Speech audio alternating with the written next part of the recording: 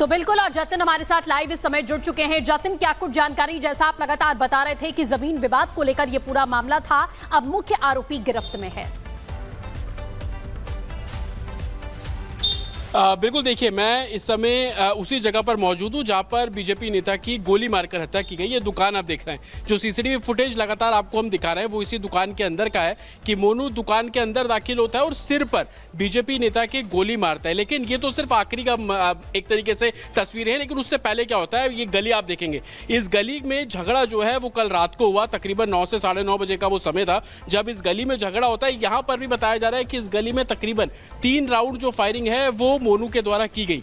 मोनू के साथ जो उनके चाचा जी थे, उनके सिर पर भी जो पिस्टल के नीचे का हिस्सा होता है जिसको बट बोलते हैं, उससे हमला किया गया। लेकिन मोनू अपने आप को बचाता हुआ इस दुकान के अंदर पहुंचता है और जैसे ही वो अंदर पहुंचा तो अंदर जाकर भी सिर पर जो फायरिंग है वो की गई है। हालांकि अभी बीजेपी नेता का जो अंतिम संस्कार है वो संभवतः किया गया है। पुलिस मौके पर पहुंची, गिरफ्तार इस पूरे मामले में मोनू को कर लिया गया है। लेकिन जिस तरीके से ये पूरा इंसिडेंट हुआ वो अपने आप में हैरान कर देने वाला है, क्योंकि होली का दिन था, रात का समय था। गाँव में अमूमन देखा जाता है कि रात भर जो लोग हैं वो होली खेलते हैं। लोगों को इस बात की भनक ही नहीं थी कि 3 राउंड जब इस गली के अंदर फायरिंग होती है तो किसी ने गोलियां चलाई। लोगों को लग रहा था कि लोग जश्न मना रहे हैं, लेकिन जैसे तैसे भीड़ इकट्ठी होना शुरू हुआ और लोगों के बीच में ये खबर पहुंचनी शुरू हुई कि सिर पर गोली जो है वो मारी गई है। लेकिन शुरुआती जांच ये कहीं ना कहीं जमीन विवाद को लेकर पूरा मसला जो है साफ तौर पर इस खबर पर नजर बना के रखिए, आगे भी जानकारी लेंगे। फिलहाल जानकारी देने के लिए धन्यवाद। और बात करते हैं बिहार के मुंगेर में एएसआई की जिस तरह से हत्या कर दी जाती है। वो होली के दिन विवाद सुलझाने के लिए जाते हैं, लेकिन उसी वक्त किस तरह से उन पर हमला कर दिया जाता है,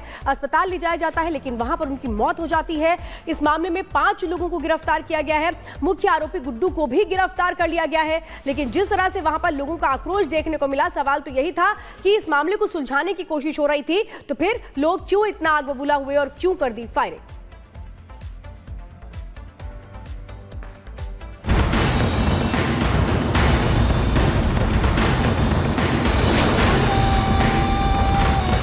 बिहार में एक बार फिर खाकी को टारगेट किया गया है।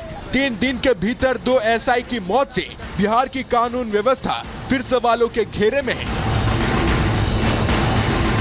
पहले अररिया में एएसआई राजीव कुमार की हत्या की गई और उसके बाद अब मुंगेर में एएसआई संतोष की हत्या कर दी गई। दोनों ही हमलों में पुलिस को टारगेट किया गया है।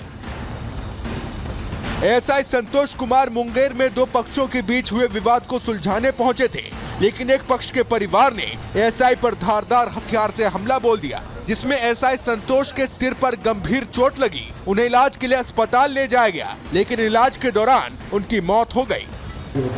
देखिए, वो श्री संतोष कुमार सिंह जी हैं, एएसआई हैं, मुफस्सिल में पोस्टिंग है इनका। 112 पे ड्यूटी करते थे, जैसा कि हमको सूचना प्राप्त हुआ।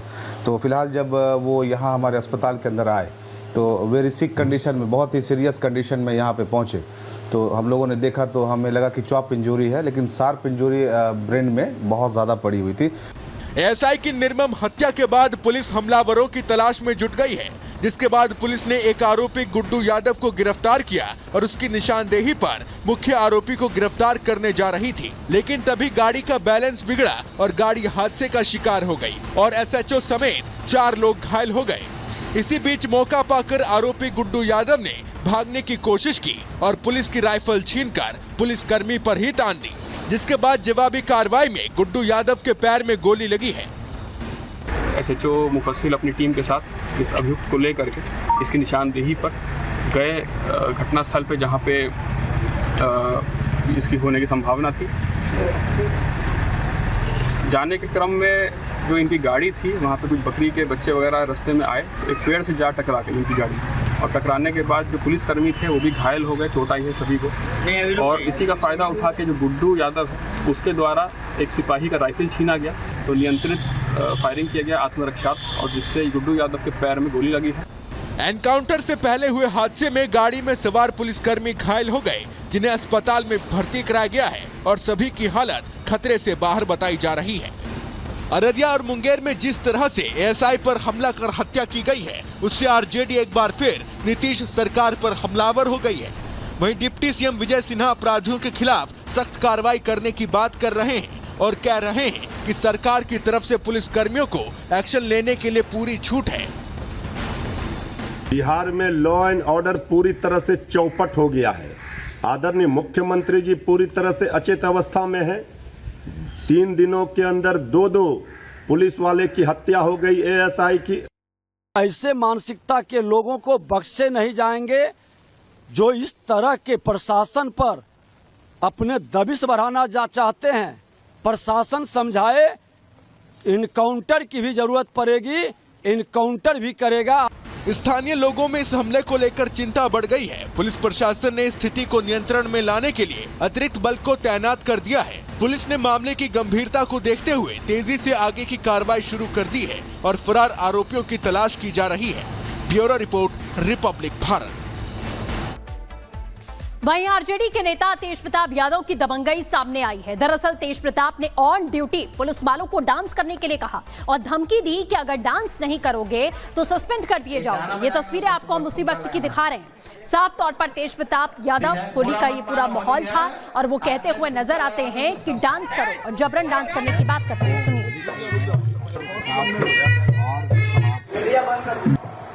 अभी सुनिए, सिपाही, दीपक, एक गाना बजाएंगे, उसमें तुमको ठुमका लगाना, ठीक है? बुरा मत मानो, होली है, आज नहीं ठुमका लगाओगे तो सस्पेंड कर दिए जाओगे। बुरा मत मानो, होली है। अभी सुनिए, सिपाही, दीपक, एक गाना बजाएंगे, उसमें तुमको ठुमका लगाना, ठीक है? बुरा मत मानो, होली है, आज नहीं ठुमका लगाओगे तो सस्पेंड कर दिए जाओगे। बुरा मत मानो, होली है। अभी सुनिए, सिपाही, दीपक, एक गाना बजाएंगे, उसमें तुमको ठुमका लगाना, ठीक है? बुरा मत मानो, होली है, आज नहीं ठुमका लगाओगे तो सस्पेंड कर दिए जाओगे। बुरा मत मानो, होली है।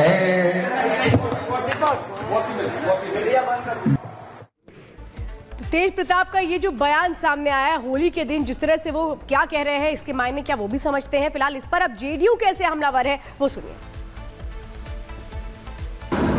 अब जंगल राज का दौर तो खत्म हो गया, लेकिन लालू जी के प्रथम युवराज, अब देखिए इनकी हरकतें। एक पुलिस कर्मी को ठुमका लगाने का आदेश दे रहे हैं और ठुमका नहीं लगाने पर क्या उसके खिलाफ कार्रवाई होगी, इसकी धमकी भी दे रहे हैं। दरअसल बिहार बदल गया है।